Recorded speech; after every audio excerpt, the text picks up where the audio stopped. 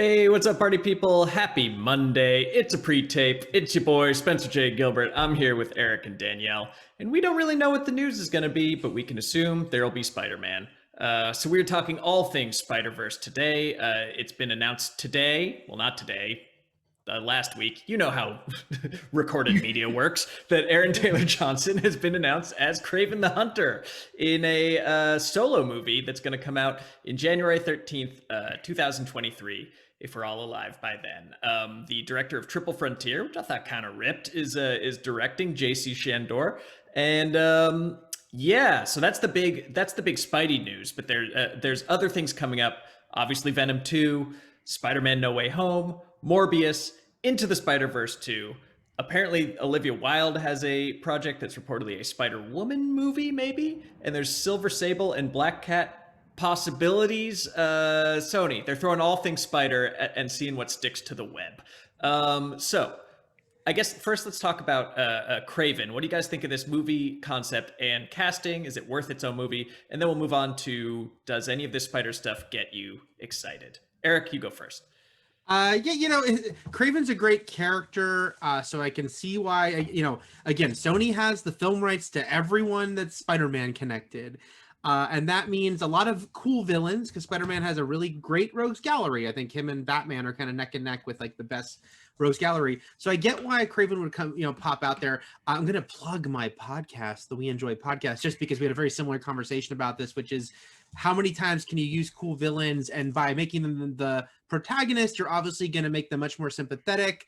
And are you kind of ruining cool Spider-Man villains because now they can't just be like straight up Spider-Man villains for him to fight? So it's a little weird they're using Kraven right now because the last Spider-Man movie gave a great setup for him to be hunted by a hunter, but it doesn't seem like they're going to do that. They have plenty other stuff for that new Spider-Man movie. So instead he's getting a solo movie. Look, I hope it's cool, and I have not seen J.C. Chandor's movies, but it's you. You're the second person who is regularly on this show after Lon, who has said very positive things about his work. So that's great. And there's no reason it can't be a cool movie. So fingers crossed. Aaron Taylor Johnson's a little weird choice for Kraven. He's not quite the grittiest of Kraven that I picture, but I said maybe this can be his Jai Courtney, his Captain Boomerang moment of surprising me with like kind of a different type of role. So Kraven the Hunter, he's canonically a Russian guy, right? He is a Russian. So how different will it be from his Sokovian? Sokovian. I was going to say Aaron Taylor Johnson is Sokovian, so it's actually pretty close. So I'm guardedly cautiously optimistic. Because I do think there could be something conceptually cool here. It's just a little sad that we won't see Kraven hunting Spider-Man in a movie where Spider-Man, we presume, is at least partially being hunted. Danielle, you Kraven? The casting is interesting. I'm so like, we'll get into it, I guess, but I'm so interested in how they're going to do, just like Eric said, how they're going to do all of these villains, because I want to see them fighting Spider-Man. But first we have to get them, I guess, sympathetic, and we have to make them into their own thing. So I'm interested. I want to see which way they take it. The casting of Aaron Taylor Johnson is definitely not what I necessarily would have expected. Hot Kraven. I'm into hot Kraven. For some people, he was already hot, but now we've got Aaron Taylor Johnson. So yeah, like Eric says, I'm cautiously optimistic. I think Aaron Taylor Johnson is an interesting and potentially really good choice. He can play a really creepy, gross, disgusting, threatening person in, I think, an underrated movie, Nocturnal Animals. Check that out if you want to see him go toe-to-toe with Gyllenhaal in an act-off. But yes, doing this without Spider-Man and just doing a Kraven the Hunter origin story, I'm like preemptively mad that I just know they're going to make it like, no, he doesn't hunt animals, he hunts poachers. Because I haven't seen Cruella yet, but it's going to be hard to make him an anti-hero that you're on board with, but questionable about if he just spends the first half of the movie just blowing away rhinos and tigers and stuff like that. That's just a tough sell in 2021. People care more about animals than they do about people. So I'm wondering how they're going to make a hunter very explicitly, like he hunts animals, and then man, the most dangerous game of all, how they're going to make that into a sympathetic character. But maybe Eric, you know more about the comics background for why that's more. He's also like a czarist. Like he's not a sympathetic person in my book, but maybe I missed that arc. Yeah, I think they'll probably try to play into the like, yeah, he's some sort of like animal protector, and then yeah, I think yeah, they'll do all that. He is Russian. His brother is the chameleon. So if they want to cast, we joked that they should cast Evan Peters as chameleon just to make things even more convoluted. They can play bros. So yeah, it is funny with these deconstructions where, and I actually liked Cruella despite thinking I wouldn't, but at the end of the day, it's still kind of like, man, they really want us to bend over backwards for cool villains. But now we're supposed to be like, oh, I care about them. And it's not to say you can't do that, but it's just interesting that it's happening so much right now, Well, if you have a Spider-Verse, you got to build out something. Because if you only got the rights to Spider-Man, all you can do is the people surrounding him, which are mostly villains. I'm not seeing on this list of upcoming projects the Aunt May prequel that I was the most excited for. Just wheat cakes all day. She's like, I hate wheat cakes, and then halfway through something happens. So of these upcoming projects, I want to hear the one you're most excited for and the one you're most skeptical of. The Venom 2, Spider-Man No Way Home, Morbius, Spider-Verse 2, and a potential Olivia Wilde Spider-Woman. Which one thumbs up? Which one thumbs down? Ooh, pick one, kill one. Pick one, kill one. Ooh. Well, did we say Morbius? Because Morbius is probably my kill one. You're dead to me, Morbius, yes. Yeah, that one. And Spider-Verse, just a million thumbs up. Can't wait for Spider-Verse. One of my favorite movies. Spider-Verse 2, I'm definitely super excited for. Yeah, I think it's almost... Yeah, go ahead. I was just going to say Spider-Verse, it's almost unfair. I feel like we have to be like, well, let's just assume that's our number one after that first movie. As much as it's interesting, because as much as like the comic book geek in me is like obviously super psyched for No Way Home and how are they going to do this multiverse thing? What's happening? It is interesting. I'm kind of curious about this Kraven thing, mostly, because of the director that I haven't actually seen his work, but based on other people talking about his work. Morbius is probably my least as well. I've just never been into that character, and that trailer didn't make me excited in any way. Maybe it'll surprise me, but right now I'm not dying. I wasn't sad about Morbius being delayed amongst a lot of movies getting delayed. I wasn't like, no, I couldn't wait to see Morbius. Yeah, it's got very New Mutants vibes for me.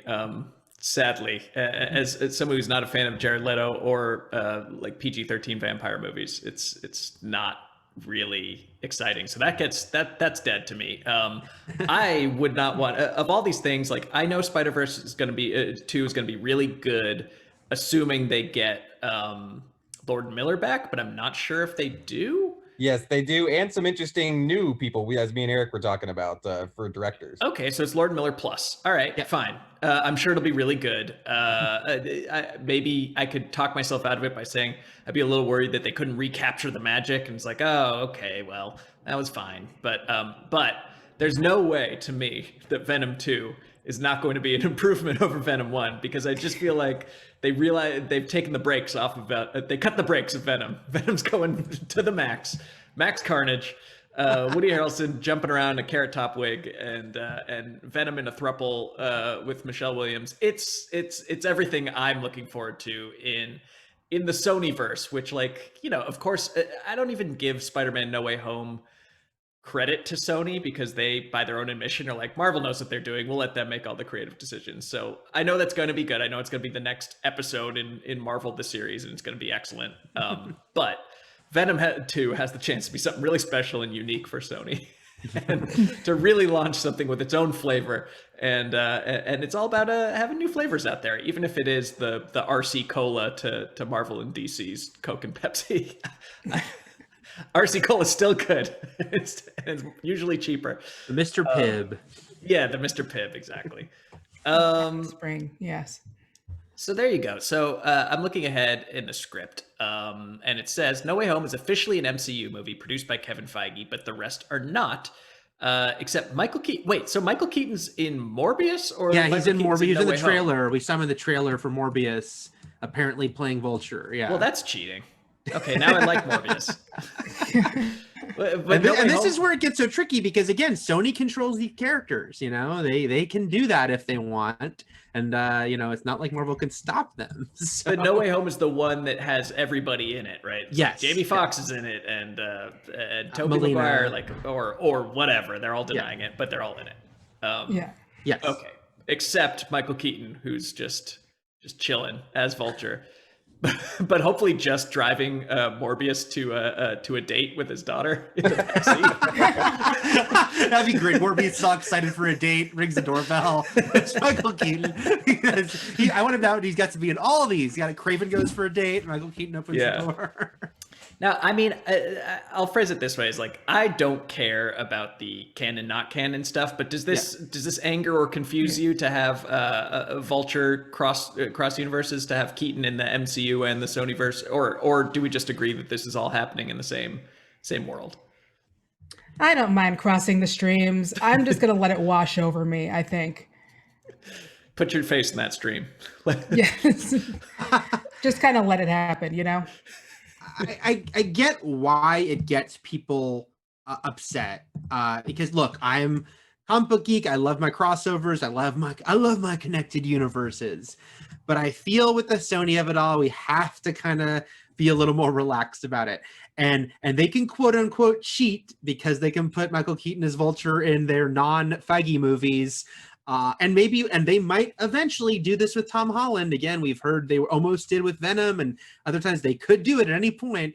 And you know, but that's, I think we just have to accept it. It's going to be this weird thing, but it's almost like the Marvel TV shows where it's like, you know, you had Alfred Woodard, who was, you know, in Civil War, and Luke Cage as different characters. It's like it's that. It's kind of connected until it's not. It's like MCU rules all. So they're the core. This other stuff weaves in and out of it in a weird way. And I get why it's going to be annoying for people who are all about that canon life. But I think we have to just accept that it's going to lead to some weirdness. I mean, and you know that even if they're crossing over as far as like making appearances in each other's movies, it's not going to be like Vulture shows up. He's like, I actually just fought Thanos off camera and I won. So anything you see in those other movies is bullshit, which would be great. But I'm sure they're not going to like take on each other, like screw up each other's storylines. I'm sure they'll keep it relatively separate. Will it be like the Clarice TV show where they keep referencing Hannibal without saying his name? That purple guy. You know, the guy who eats people. Okay. On the business side, the Sony CEO had a quote. Yoshida Kenichiro affirmed that Sony is not for sale. You may think it is after Amazon bought MGM for $8 billion, but the quote is, "There's drastic realignment in the media industry, but I think our strategy of creating content as an independent studio while working with various partners will work." Future tense, will work. Will someday work again. Meaning that Sony movies will be released in theaters as normal and then head on to Netflix, because they did make the Netflix streaming deal, right? And then the Disney Plus deal. They made both those mega deals. It's two back ends basically of generating revenue, but Netflix gets a first look, and that matters more also for like your Ghostbusters, Afterlives, their other properties too, and then the MCU stuff will get to Disney Plus when it needs to. Yeah, a few months down the line. Yeah. Well, yeah, there you go. I think that model could work if they are the last holdout, because then you have all buyers and you're the only seller, right? Like they can't make everything in-house, or if they ever have a shortage, or if they ever just need to fill a gap that you can fill, like then you could have Disney Plus and Netflix and whoever else wanting to buy what you're making. So yeah, maybe just being really slow to change is gonna pay off for them in the end. Thoughts, or should they bring back Crackle? Super Crackle. Super Crackle, yes. Crackle Plus. I would just say that it just seems like, it's like Sony's in this unique position because they are like the last big content holder who is not merging, being sold, and most importantly, don't have their own streaming service. So it kind of makes them the belle of the ball a little bit, because everyone else wants content, and it can't be overstated how important it is that they have Spider-Man. And as much as fans are like, sell the rights back to Disney and stuff that Sony is not going to do, and never say never these days. I understand all these mega things we never thought would happen. We never thought 20th Century Fox would be purchased by Disney. So I can't say 5 years from now what might happen, but in the immediate future, I think people have to accept this is how it is. Sony controls Spider-Man, and that alone, plus other stuff like Ghostbusters, makes it super valuable. Netflix knows that they can be the first ones to have Into the Spider-Verse 2 streaming, and that's awesome for them. Disney Plus knows they'll be able to finally have all the Spider-Man movies together at some point as they get added. So yeah, it does put Sony in like a unique position right now as everyone else is launching their own streaming service, and because they're not doing Super Crackle, yeah, I think it can pay off for them because they just got Netflix and Disney Plus to give them a lot of money back to back, and yeah, it wasn't like an illegal thing. They didn't like trick anyone. They just had two mega companies that go, yeah, we want your movies. If you're not putting them on a streaming service, we'll take them for ours. So why not, Sony? Do your thing. Yeah, and look, Sony doesn't only make their money off of making feature films. they have a wildly successful TV studio that makes like Breaking Bad and a million other shows that Cobra you love. Kai. Cobra Kai, yeah, and again sells them to the highest bidder. So they're doing fine. They also have the PlayStation and I assume some sort of home appliance division that sells bad dishwashers or whatever. But yeah, the movies are just like a column on a spreadsheet. So they don't need it to work for Sony to thrive. But you'd think that somebody's come around and kicked the tires on buying that piece of the company at this point. But for now, they're saying no. But we'll keep you posted. Meanwhile, if you haven't yet, subscribe, hit the like button, and ring the bell so that you never miss another thing. Fandom Entertainment, we have all kinds of good crap on here. And more coming at you this week. We even work on holidays through the magic of time travel. That's the SJU promise. So speaking of pre-tape, we had some live chat questions that weren't good enough to answer live, but we decided to salvage some of them here and from previous episodes and see what we had to say about them. Let's see, where should we begin? James Bunt asks, what comedy troupe would you want to make a movie? Do they still have comedy troupes? Are there TikTok comedy troupes? I feel like that's a dying... Yeah, there's some Twitter ones. I think I Twitter can ones. think of a couple and stuff like that. Like Rajat and Jeremy, who makes oh yeah, this guy's hilarious. Yes, those guys making like an indie comedy with a small budget, I think would be super smart and stuff like that. So those two guys were the first one that came to my head. Well, and three busy Debras who are already making stuff for Adult Swim. Yeah, they already have a show, right? Okay, yeah, done. Thank you, Ryan. Anyone else to add to that? Because I can't think of a currently working but not already famous comedy troupe. What about a comeback comedy troupe? Are there any, I know we're seeing some Kids in the Hall stuff, but is there a movie? Is there a comeback comedy troupe you'd like to see come together and do one last movie? A Wild Hogs of comedy. Danielle, Stella Comedy do a Wild Hogs. Yeah, the State would be great. I would love to see the State guys come back for sure. That's my big one from my childhood. Yeah, that was my actual answer as well. The State, who I realize have done a ton of movies in different iterations together. Wet Hot American Summer being one of my favorite movies. That is like some of the State, and there's a bunch of other movies that have some of the State. But when I did see Kids in the Hall, which are the reuniting for an Amazon series, I think, I'm like, oh, well, why not? First I joked, but not, the State, Paramount Plus, make it happen. But yes, if all of the State wished to make a new feature film, I would certainly be there with the bells on. I don't know why the bells are on, but they'd be. And it's not really like a troupe, but I'd love to see the prestige version of Bob and David, of Mr. Show, to just come back with like all their gravitas and expertise that Bob Odenkirk has now. I mean, God, what an arc. Okay. Adam Hulbert writes, what's our favorite movie score this year? Mine are the scores from Godzilla vs. Kong and Mitchell vs. the Machines. Have any scores this year popped out? I'm trying to think of what's come out so far this year. I mean, Mitchell's vs. the Machines is a good pull. Everybody's liking that movie. Should I watch that movie? Yes, you should watch that movie. I have to watch it you're too. a Miller person, right? Yeah. Okay, great. Yeah, I hear that it is real cinema. They made some real cinema there. And they put it on Netflix because that's where cinema goes. We just did a piece on Fandom. Kim did with the Junkie XL who does the Snyder Cut score and like didn't get to do the BVS score. So just to plug that, I also think the Snyder Cut score was better than kind of the rushed Elfman score that we got in 2017 for sure. Yeah, I still couldn't tell you what like the the Flash theme. All I can remember is the Wonder Woman theme because they play it 1,000 times. But I liked Judas and the Black Messiah had a really good score. Did that come out this year? I can't remember.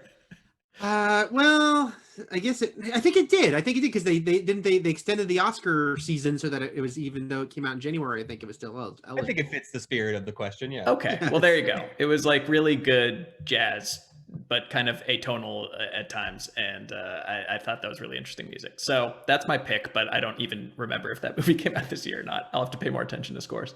I'll go with a semi-deep cut and then a definite deep cut, which is Wrath of Man, the Guy Ritchie, Jason Statham movie.